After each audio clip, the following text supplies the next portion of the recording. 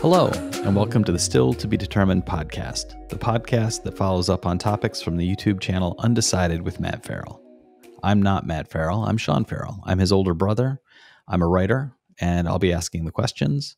Matt is with me here. Say hello. Hello.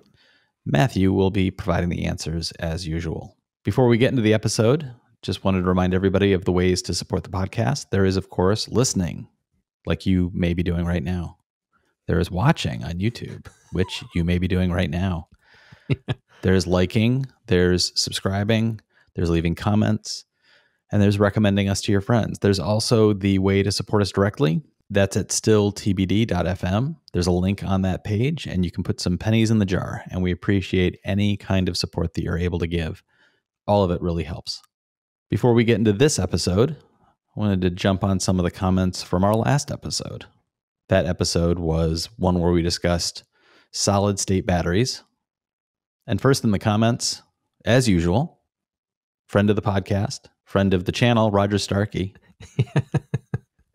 He writes, Sean now understands the concept that the car simply has to outrange the driver and then fill while the driver empties. This is also known as miles per bladder. I think that this is the best way to measure the efficiency of a vehicle. And unfortunately for me, my miles per bladder is extremely low. Andrew Hunt had this suggestion. TBD podcast equals Two Bald Dudes podcast. So I like that a lot. I like that too. When the podcast was named, it was literally like, oh, it matches up with Undecided. You're undecided. So the name of the podcast is To Be Determined. So it was that kind of play. But some of the suggestions we're getting are a little too on the nose. So I think Two Bald Dudes might, in fact, be the one that outlives them all. Yes. Michael Yale responded to my movie suggestion of I Care a Lot. And he wrote, I watched that movie. It scared the hell out of me.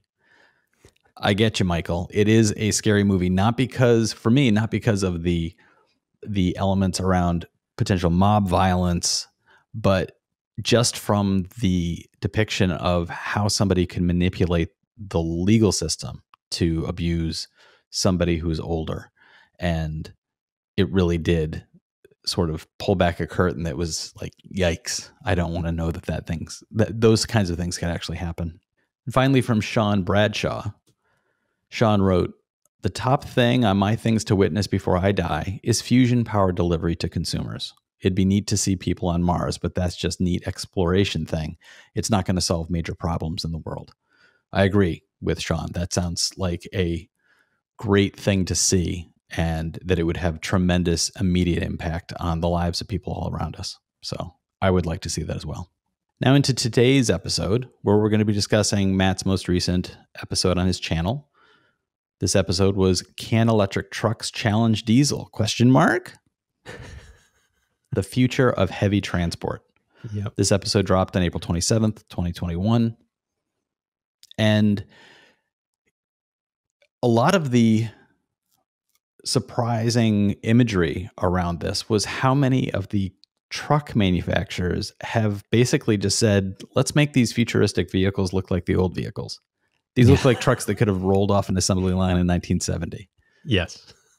And I'm wondering how much do aesthetics play a part in acceptance and rejection of this kind of newer technology? Do you see anything going on with these companies saying, well, we don't want to alienate our consumers, so let's make this look like the thing they know, versus Tesla, who is saying, we are building you the future. Come join us. Yeah. I think when it comes to consumer trucks, like pickup trucks, I think it does make a big difference. Like if you want to get the acceptance factor, it's like, if it's going to be a pickup, it should kind of look like a pickup that people expect.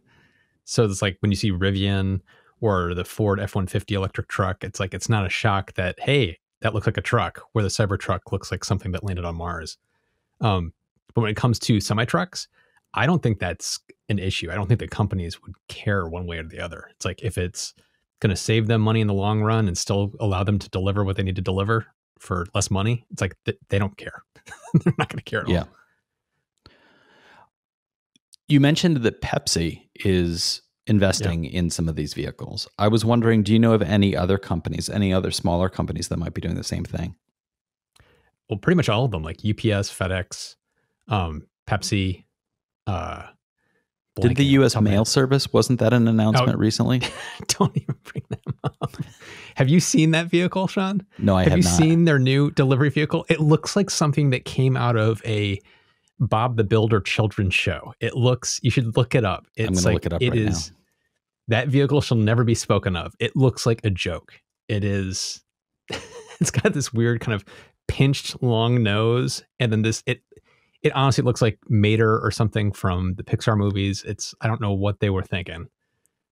It's no, just no. It looks a little bit. I'm for any listeners of the podcast who are not watching this on YouTube, I apologize. It's right now for the people on YouTube, they're just watching me sit in stunned silence largely. It looks like the vehicle that Homer Simpson created when he met his half-brother.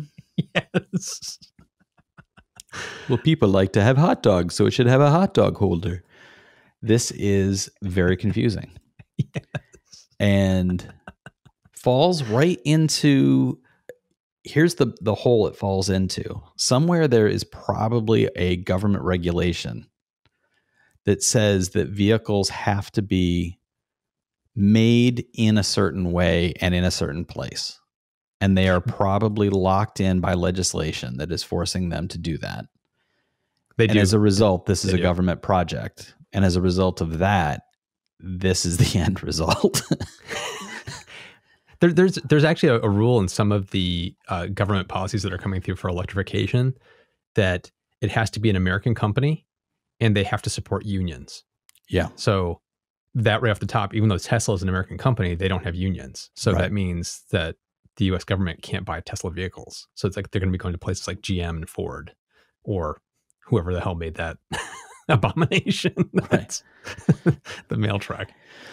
So I guess in its favor, one of the things that we've seen in our lifetime, U.S. mail trucks always look like U.S. mail trucks. So this just continues that trend. I remember when we were kids, it was always fun to see the U.S. mail local carrier that would show up in what was effectively a Jeep with the steering wheel on the wrong side.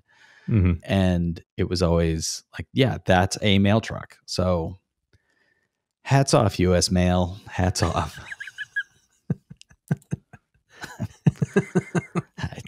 That's bizarre. Yes, it is. To go, to make a right turn from that, doesn't Amazon use largely electric? They're moving to electric. They don't use it right now, but they're partnering with Rivian, and Rivian's going to be making all the Amazon trucks, delivery vans. Yeah. Right. So much of that is obviously on a local level, and because the e-vehicle from the U.S. mail, they're not loading that with anything that needs to be shipped across state lines. That we're talking about, that's for local delivery and final transport. Mile. Yeah. And the same with the Amazon vehicles. But I couldn't help but wonder as I was watching, what are the economics at play that make a larger vehicle better when the cost per mile drops with electric vehicles? And would it eventually, potentially, with some of the smaller vehicles that are already being made, these mid-sized trucks, the ones that aren't as big as a diesel burner, but the ones that are comparable to the larger local Amazon delivery stuff.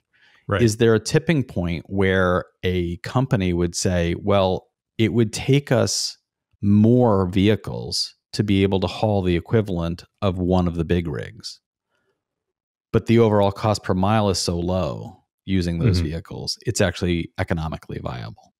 Have you seen anything around that? Is there any movement in that direction? I haven't seen much on that. When I was researching this, I did look at that and I couldn't find anything good. around the economics of that. But I think that's kind of the direction things will go, especially when you talk about autonomous driving. Like the Tesla Semi is obviously not going to be autonomous from day one, but eventually it will be. And one of the things they've talked about is you could theoretically have a driver in the lead vehicle, and then you could have 2 or 3 more semi trucks behind it that have nobody in them, and they are just following the lead semi. So it's like you could basically have like little semi trains that are driving down highways with one driver but 4 trucks. So it's like in those cases, it's kind of what you're talking about. The economics of you're saving per mile, and because you're doing several of them in a row, you're actually taking more things with fewer drivers. So the economics kind of work in favor of it. Right. I think that's where the long-term vision is going to end up going. But for right now, the biggest challenge right now is it's easier to go with like the final mile vehicles because they don't drive a lot of miles. It's like they may only drive 50, 100 miles in a small little radius. And it's harder to build these large trucks that have to haul 80,000 pounds and they have to go, 600 miles. That's where it starts to get tough because you need massive battery packs, which eat into the cargo that you can carry because you're basically carrying this massive battery pack. So it's this, we're in a kind of a tipping point right now with the technology is getting good enough that these larger semis can actually work, and they'll just get better over time. I wondered about the weight of the batteries themselves. Is there a comparison between what the diesel truck weighs in and of itself against what the electric vehicles weigh? Are they basically the EVs comparable? are much heavier. They're much heavier. Yes. Okay. Yeah. And so that then, as you mentioned, weighs, on the ability to haul a certain tonnage of cargo. So you're losing that in the long run. Right.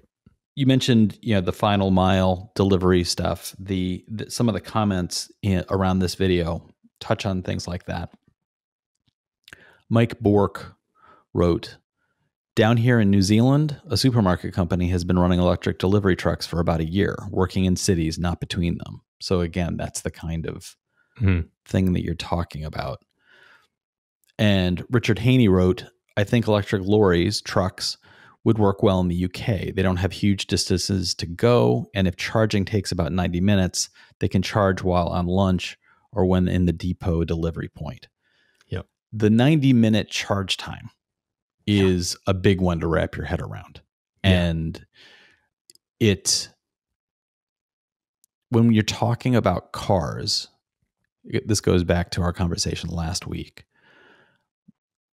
The conversation about miles per bladder is literally that thing. If you're driving a car, you pull into the rest stop off the highway, you park in a spot that allows you to charge. You're charging, you go in, use the restroom, you maybe grab a snack, 15, 20 minutes, your car is topped off and you're able to keep going.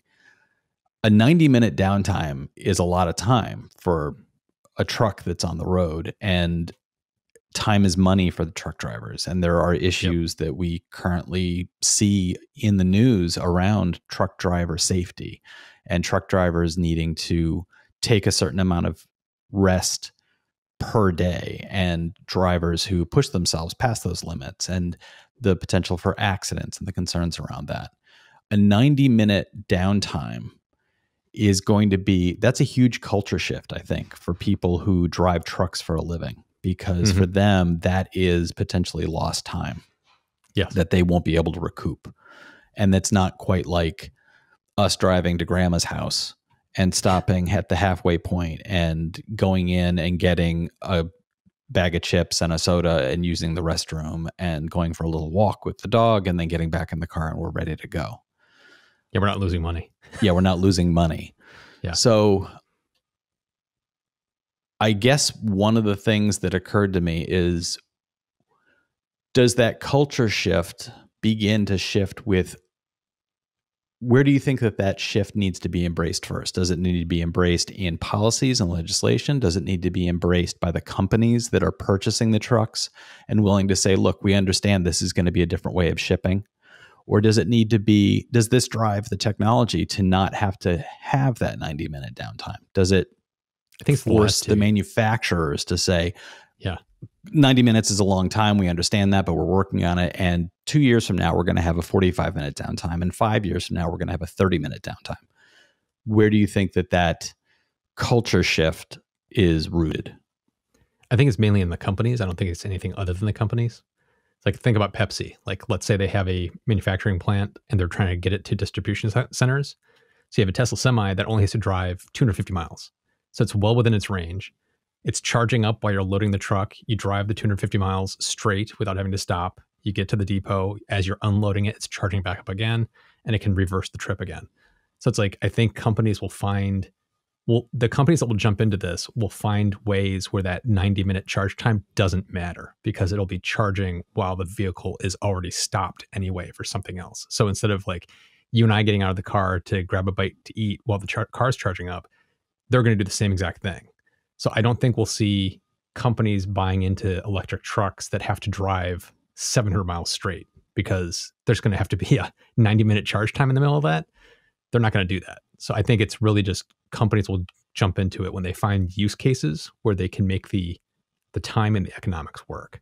And then until truck companies can actually get those charging times from an hour and a half to 45 minutes to 20 minutes, it's like, as they can get those down, then you'll start to see the wholesale replacement of diesel in the very long form trucking. But right, I don't think it's going to be policy based. I think it's going to be completely economics and use case based, driven by the companies. I also wondered about, and I know nothing about how these trucks are put together. Is battery swap out something that is a potential solution here? It is absolutely possible. It's like, the challenge though is like, think about our phones. It's like our phones are now sealed, not user replaceable. And part of the benefit of that is you get lighter weight, smaller form factors. There's benefits for the use case of that, with the negative of you can't change it out on your own. But if you have a phone that you can actually swap the battery, there's more points of failure, more mechanical points that can break or fail over time, but you get the benefit of being able to swap things out. So I think there will be I think there's going to be companies that will probably try that, because if you can swap out a truck's battery in 10, 15 minutes versus having to wait an hour and a half, the economics may make that work. So it'll be interesting to see if anybody goes that route, but that has been on the table from some of the stuff I found. Some of the other comments on this included things like from Cinnabit Technologia, who wrote, "This is a bright future, but we need a revolution in power lines." I think that this is a reference to the ability of the grid to be able to manage the kind of power needs that you're talking about. Yeah. And in a response to that comment, Any Day Now wrote, "We also need a revolution in power production. How is charging all these vehicles all night on a renewable grid supposed to work without efficient and economic energy storage? Without a carbon-free base load like nuclear or geothermal, which now both have their limitations, this will be a tough task." Do you see a relationship building between the need for these vehicles combined with the need for the power supply for the vehicles? Yeah, to a certain extent. I think a lot of comments like that, I think they're not wrong, but I think they're looking at it with too narrow a view, because based on all the people I've talked to in the industry, especially on grid scale systems, like I've talked to people at utilities and things like that, there are things that are being done that are going to be able to handle this. So I don't think it's some kind of like, oh my God, we're not going to be able to support this. We're not going to be able to supply the power they need. The utilities are going to make gobs of money because they're going to be selling more electricity. They're planning for this. They are absolutely planning for this. There are things with smart grids that can be done to manage the systems we already have in place better to make it work. There's charging stations where they basically build out their own little battery packs and solar panel systems on location to help supply that specific charging point. So it's like there's these things that can be done, basically setting up microgrids and smart grids, and the utilities are already kind of planning ahead and are looking at what's going to happen over the next 5, 10, 20 years that they have to ramp up for, because they see this coming. This is not like somebody's going to flip a switch and suddenly there's 1 billion EVs and 500,000 semi trucks is suddenly here. It's going to be it's ramping up slowly, and so the utilities see the writing on the wall and they're trying to get ahead of it. So they have to go hand in hand. If they don't go hand in hand, we're going to end up in a bad place. But everything I have seen, utilities are planning for this. So it's like, I am not worried about that aspect of it. And again, you've referred to the last mile vision of it gets easier when the driving distances are shorter. One of the comments was, this is the sort of trucking technology that should be used at ports, because ports run 24 hours a day with very local driving. Large hauls of ships come in, and then a truck is moving a huge amount of cargo just a few miles from the port to get it away from the port, and then going back to the ship and getting the next big batch and taking it off. And doing that 24 hours a day and doing it all night. And from a perspective of energy use, the electric on that scale works. It also works from the perspective of noise pollution. Mm-hmm. That got me to thinking about places like airports. Again, the shipping that would be taking place at an airport location. If you had a truck that was needed to haul containers from place to place at an airport, and there seems to be the potential for lots of utility vehicles that work in local settings like that. Mm-hmm. For this kind of vehicle to make a lot of sense. And then I got to thinking about the larger vehicles at those locations themselves. And I'm curious, has there been any newer development around the electrification of shipping of the ships themselves? And I know you've looked into things with electric and solar as it would impact shipping and air travel. Has there been any recent development in either of those that would be worth sharing at this point? I'm actually planning on a video about shipping specifically, because there's a lot to dig into there. But like, hydrogen is a potential future fuel for shipping, because you sidestep the issues of the weight of the battery packs, and you can go long distance. It's really fast to refuel. So imagine gigantic ships that are carrying cargo that are not powered by fuel anymore. They're powered by hydrogen, and they can go those massive distances, and they could even generate their own hydrogen on board the ship as they go if they needed to. So it's like there's aspects to this that are going to unfold over the next couple decades. But yes, there is definitely movement happening in basically every transportation sector. It may not be batteries, right? But everybody's looking at different alternatives. Right. I would also like to point out right now for our listeners that I don't think Matthew intended to go with that incredible pun that there is movement happening in all transport sectors. No, I did not. So hats off to you, Matt. Well played. Well played, sir. Yeah. I got my second dose of my vaccine, so today I'm a little bit off. And so it's like, that was an unintended pun, and I'm glad I made it. Matt has foggy vaccine brain. Yes, I do. So transitioning to the second half of the episode, as we usually do, we'll throw out some suggestions of things we've been watching or ways we've been passing the time. And things are getting warmer. It's getting nice outside. And as a result, Matthew and I have both been continuing to stay inside and watch television. Yes. So, as we do. As we do. So I'm going to flip a coin. Matt, it's in the air. Oh, did you say tails? I think you did. You win. You get to go first. All right. Just a quick follow-up. Still on my Columbo marathon. And my God, I love that show. He is so amazing. So amazing. But I wanted to do a quick follow-up on two shows I mentioned before. One is the show Debris, which is that science fiction show about some spaceship from an alien race broke up and parts of it are falling onto the earth, and there's different governments are racing to get this debris because they do crazy things. I am now, I don't know how many episodes in, but I've watched a bunch. I really, really like the show. I love it. I'm a huge X-Files fan. Going all the way back to when X-Files was on the air, I actually built my very first website in like 1993, 94. That was a X-Files fan site. That was a cool site of the day on Yahoo back when that was actually a thing. This scratches that X-Files itch for me. There is such an aspect of it. It's like taking the movie Arrival for kind of the way that it's the filming style and mixing it with the X-Files for just the weird stuff that happens week to week. It's so cool. It's like, it's scratching that itch for me. I love it. It's really, really fun. It's not a perfect show. It's got some flaws, but overall, I do recommend watching it if you aren't watching it. So that's Debris. And what channel is that on again? That's on, I think it's NBC here in the US. I'm watching it on streaming. So I can't remember where I'm watching it. Might be Hulu is I think where I'm watching it.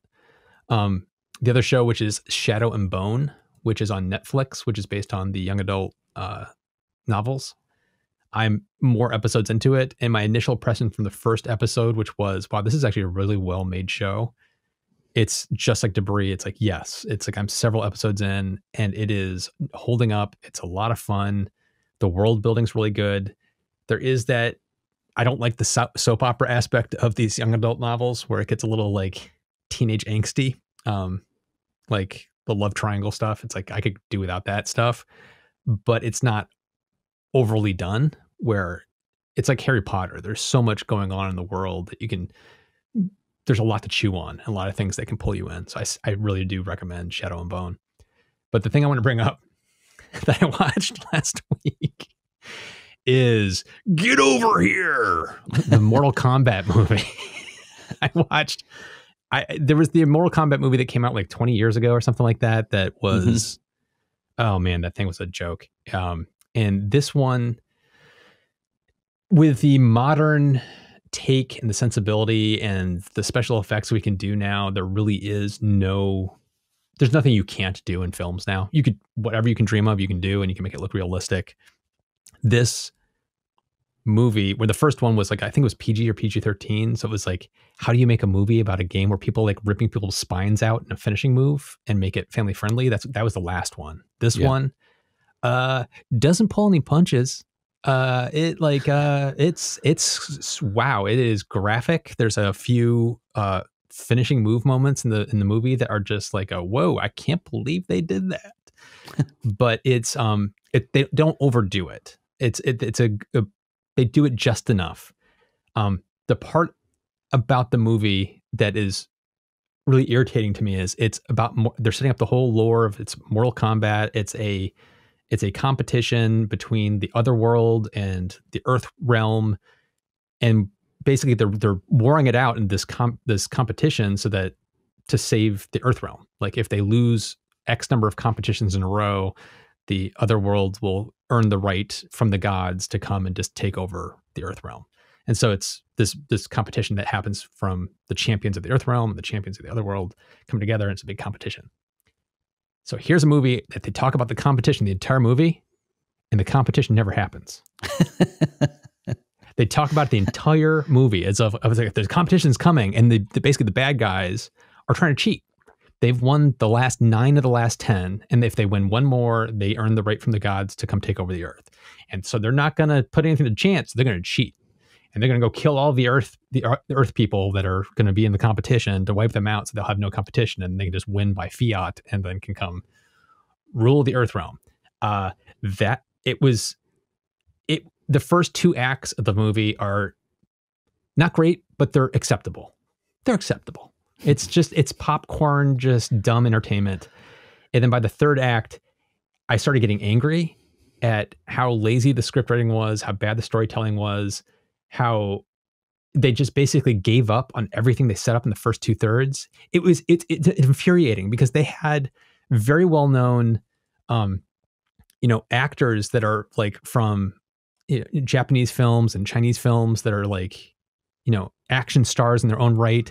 They got some serious talent, And the opening of the movie takes place back in like the 1600s, and you can kind of see the origin of Scorpion. Like he's fighting guys off. He's just a human. He's fighting guys off, and he takes the rope and he ties his like little arrowhead to it, starts whipping it around. It's like, yeah, that's where it came from. That's so cool. And by the end, it's kind of like, forget all that. Just forget all that. And they did the thing where they created a character for the movie that was not in the video game. So the hero that you're following, who's our avatar into the Mortal Kombat universe, because we're learning along with him about this whole thing. It's like, what's going on? And he's our avatar. By the end of the film, he gets his superpowers and he's like the Earth Realm champion. And he's got the dumbest special ability, Sean. I'm going to give this away. In the beginning of the movie, he's a fighter in a MMA kind of fighting. And he gets his ass kicked every time. He's a good fighter, but then he always loses it right at the end. And he usually just ends up getting pummeled. So you want to know what they made his special power? He can take a beating. I was just going to say. He gets the dumbest looking outfit that's like this skin tight, weird looking thing that's just stupid armor. And he ends up, when he finally figures out his special ability and gets it, and he's fighting what's his name, Gorgo or whatever it is, like it's the big four-armed demon guy. He's fighting him, and the guy's punching him. Every time he's punching him, the part of his armor that he's hitting starts glowing red. And basically, he's absorbing all of the energy from whatever's pummeling him, and then he can rechannel it to fight back. It is the dumbest ability. That it was like, okay, so this guy didn't exist. They're creating a character that didn't exist from the games. It was completely unnecessary, all of it. And then the characters that were great, like there's an actor, I can't remember what his name was. He plays the character Kano, who's this wisecracking just jerk. He's just a douchebag is the best way to put it. He's fantastic. So there's characters in the movie that are really fun. They have a lot of quirkiness to them. They portray them pretty well. But the whole movie just falls apart by the end. I don't know why I was shocked by this, because it's made Mortal by Kombat. It's Mortal Kombat. Two, I believe it's this director. It's his first film. And I think the screenwriter, it's one of his first screenplays. It's like there's a whole bunch of newbie people to this. So it's like basically novice filmmakers making a video game movie. And it's just kind of like a recipe for disaster. But at the same time, I still kind of recommend watching it if you have HBO Max. It's free. It's a summer blockbuster. And it's short. It's like an hour and a half. Sit down, turn your brain off, eat some popcorn, and watch some finishing moves and corny dialogue, and just have some fun with it. I would not pay money to see it. I would not pay money to see it. But it's for me, it's like, if you're going to do a scale of 1 to 10, it's like a 4 or 5. It's kind of like somewhere in that middle of acceptable entertainment, but good special effects, but they squandered a lot of potential, which, Yeah, that reminds me of the How Did This Get Made, which is the podcast that looks back at movies and tries to examine what exactly is going on and why are these movies being made. And in some cases, why are they failing? And in other ways, why are they succeeding? And the original Mortal Kombat is a movie that they did. And it wouldn't surprise me if they do the new one as well, just based on what you're describing. And that fits in with my first recommendation, which is a How Did This Get Made movie that the podcast was just released last week. It's for a movie called The Visitor. And this is a movie that is from the late 1970s. It is starring John Huston, who is one of the most celebrated filmmakers of the 20th century. And it is, I think, accurately described as a combination of Rosemary's Baby, The Exorcist, and Star Wars.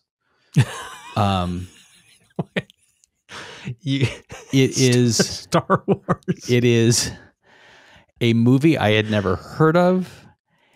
It is now a movie I love. It is not a good movie, but it is a great movie, if that makes any sense. It is a hell of a lot of fun to watch. I watched it with my partner. Her response to it was, at the end of it, I very quietly said, "I really love that." And she was like, "I didn't, but I enjoyed watching it." So it's that kind of movie. If you're into watching weird, if you're into watching potentially bad, if you're into watching something that you can talk over while the things are happening and you don't mind having a conversation, as opposed to other things where you're like, stop talking, I'm trying to hear the dialogue. This is a movie that you absolutely want to be talking with somebody you enjoy spending time with while you're watching the movie. And I also recommend it from the perspective of watch the movie and then listen to the How Did This Get Made podcast episode about it, because it is a lot of fun. They do a great job. It's Paul Scheer, Jason Mantzoukas, June Diane Raphael, and they talk about these movies very often with special guests. And they just have fun. And this is an episode of the podcast where they did it in front of a live audience. And in that case, they take audience questions and there's audience response to things. And it just gets rowdy and fun, and it's a good time. Where did you watch the movie? Where is it available? It's available for rent. So I rented it for, I think it was $3. I rented it from Vudu. And it is a movie that after watching it, I said, I think I'm going to buy it. Because I think I definitely want to watch it again. It is we've talked about this before, things that you like to have on in the background, things that you can kind of tune in and out with. And the thing about this movie is the movie practically invites you to not pay attention to long portions of it. And then it rivets your attention with something. It has, if you remember the movie The Omen, strange means of killing people. Like the dark, foreboding moment of a bird on the rooftop, or even in Hitchcock's The Birds, the use of birds as an ominous, dangerous power. Mm-hmm. This movie literally does have a flock of birds that attack people. This has a recurring falcon that is a threat inside the home. The bird kills somebody in a car in what is actually a very gripping and disturbing attack in a vehicle while this man is driving the car. There are portions of the movie where the cinematography is interesting. There are portions of the movie where the performances are vacillating between over the top scene chewing and in the next turn incredibly moving and compelling. And it is all done with a 1970s funk cop show soundtrack that makes zero sense given everything that's going on. The movie starts with scenes on what is supposed to be apparently another planet. And one of the viewers on the How Did This Get Made podcast commented that it resembles the final fight sequence in The Last Jedi. It is this weird face-off on this strange desert planet of two people who are clearly supposed to be powerful figures that do resemble Jedi and Sith. And they just stare at each other while the weather changes.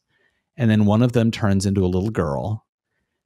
And then suddenly you're inside what looks like something from 2001, A Space Odyssey, where everything is white and there is very clearly Jesus talking to a room full of children about unspooling a space mythology around Commander Yahweh hunting down Satine. So this is very thinly veiled mythology Satan, wrapped around God and pursuing Satan. And here's Jesus, and he's talking to these children when in walks John Huston, who is Commander Yahweh. And every time Commander Yahweh appears on screen, you get this punchy horn section that comes in with this wakata wakata wakata music from a 1970s cop show, so that my partner and I began to refer to it as Yahweh, Yahweh PI. He's had enough.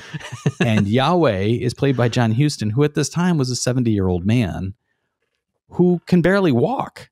And there is a sequence in the movie where he walks down the world's longest escalator that has been turned off. And it is a good 2 minutes of him just coming down a set of stairs while it cuts to people figure skating. there is a ice skating battle going on while he's coming down the stairs. It is a funky, weird movie. I loved it. It was great.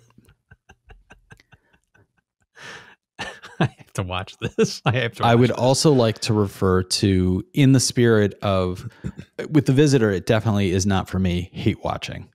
But you were talking about Mortal Kombat in a way that sounded very much like hate watching to me, where you're watching a thing and part of you is like, I should be turning this off. And a larger part of you is like, no, I'm getting some kind of visceral entertainment out of the fact that I'm not really enjoying it. Well, the last third, yes. The first 2/3, I was actually kind of enjoying it. The last third, I was kind of hate watching it. Yeah. I've talked about the show before on the podcast. It's the show Space 1999, which is again, 1970s.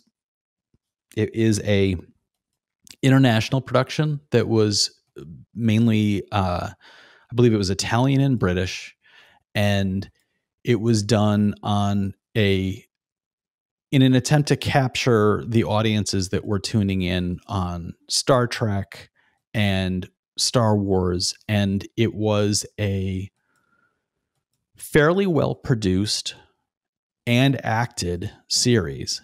But what has really been working for me is how over the top, and this I think goes hand in hand with The Visitor, the 70s was really an interesting storytelling time because there was a lot of melodrama built up inside the way that the acting was supposed to be portrayed. And one of the things that comes out in Space 1999 that I've really been loving is it's making a fantastic argument that the commander of the space station, and the setup for Space 1999 is that there's an accident that hurtles the moon out of its orbit, and there's a space station on the moon, and the humans that are there can't get off of the moon, and the moon leaves the solar system and is just hurtling through space. So imagine a show that's about people trapped in a lifeboat and just going from place to place, but never able to find a new home. And they very quickly began to have these cosmic adventures where they pass through a thing that looks like it's an emerging black hole, and there's an entity that inhabits one of the people on the space station and stuff like that. So it's very Star Trek-y, very quasi Shakespearean at times. There's an episode where I thought it was actually brilliant writing in the way that it portrayed these people who had found themselves on another planet where they would never age. And it became a kind of King Lear story. And the acting in it was largely from its British actors. And I have a feeling that these actors were really approaching it with let's do this as if it's a stage adaptation of Shakespeare. They were projecting to the back seats while being filmed for television. And there was the king character and the fool character, and the two of them created some fantastic moments of stage while being in this sci-fi TV show. So it has moments that are really kind of interesting historical moments of a different way of producing television than is being done now. But one of my favorite things is that the commander on it, who's Commander Koenig, who's played by, I'm drawing a blank on his name right now, Martin Landau, of course. Martin Landau's character, John Koenig, and his real life wife, Barbara Bain, played the doctor on the show, Helena Russell. The two of them have a lot of scenes together. And all he does is yell at her. And the show from episode to episode makes tremendous arguments that it does not know it's making, that he is a terrible, terrible commander. Uh-huh. He is constantly, you think about shows like Star Trek, where the dynamic between Kirk and Spock was Spock with his Vulcan logic saying, here is what logic says we should be doing. And Kirk saying, but I've got instincts here. I can read the situation. I can see through something. And there's something else happening here that we need to engage with. And the tension between those two viewpoints is not that one is right and one is wrong. The tension is there needs to be a balance between your heart and your head. Yeah. What Space 1999 does is Martin Lando's character, Commander Koenig, constantly makes decisions that immediately put people into danger. And then nobody ever turns to him and says, wow, you really screwed this up. Except for the doctor, who, when she tries to do it, he shouts her down. There's an episode where he legitimately has a tantrum and storms out of her office and yells at her, well, file another report then, and then storms out of her office. And after that scene, I thought her first rule as the doctor of this space station would be to gather the other major officers of the station and bring them all together and say, like, we got to get this Yahoo out of that captain's chair because he's going to kill us all. Because in that episode, what he was doing was standing by an old friend who, with no evidence, claimed that a space monster had killed his crew. The reality is, as the viewer, we knew that this friend was right. Mm-hmm. But within the reality of the show, Commander Koenig had nothing to base his trust on. And he was making an objectively awful set of decisions around what to do with this guy. And this was the best part for me, he was making these decisions even after that guy had attacked other members of the crew. So from episode to episode, it's bad decision making that immediately put people into danger. He does things like takes people to a place they've never been before, immediately separates them into smaller groups where people can be picked off one by one. He will put people into positions to defend the station and then refuse to give them the orders to actually do their job. In fact, putting them in positions of being in direct danger themselves. It is tremendous. It is so much fun to watch. I was about to say, why are you watching this? Because it sounds awful. It is. Here's the thing. It's well produced. And the special effects teams behind it were some of the same special effects people who would go on to do the special effects for Star Wars. It is 2001 level special effects in some cases. They're using models. It's a model of the moon. And they do some very fascinating things with when an alien or a long-range exploration craft is found. And it looks like something from 2001. It looks like it's like 3 miles long, and it is made of intricate nodules and compartments. And you can see from the exterior what the interior will be like. And then they have an interior scene, which looks like open the pod bay doors, Hal, like long passages of what look like the interior of a strange hotel with smooth walls and these people walking in silent shots of long silent pauses of them working on computers and keeping the ship running and showing what day-to-day life is like on a long-term voyage like this. So it has moments like that that are like, this is really kind of fascinating television, that this was made in this way to reflect a 2001 vision of what the future could be. And it was trying to tell the heroic tale of survival in the way that a Star Trek would. But somebody involved in crafting the show just created a captain who just is a bad decision maker. And he also had that middle-aged man, 1970s middle-aged man spread. Oh, yeah. So there's nothing about this guy running into the situation. Like Kirk runs into the room and people are like, oh, thank God this guy's here. Yeah. It's like this guy runs to the room and you think, oh, somebody's uncle is here. But it also has this positive side effect. And it's not because of boredom. This is a show that relaxes me to a point. That if I'm not feeling great and I put it on and I lay down, you in a good place. It puts me in a great place. I have warm, fuzzy naps that just make me feel better. I'll be half awake. I'll be hearing the show. I'll have no idea what's going on because my eyes are closed. But just hearing people say things like, well, here comes that space monster, makes me feel like I'm in a good spot. So I do recommend the show. It's available for free through an app called Stir. I think it's on a couple of other of the free TV apps like Tubi and stuff like that. So if you look for Space 1999, it's great background watching.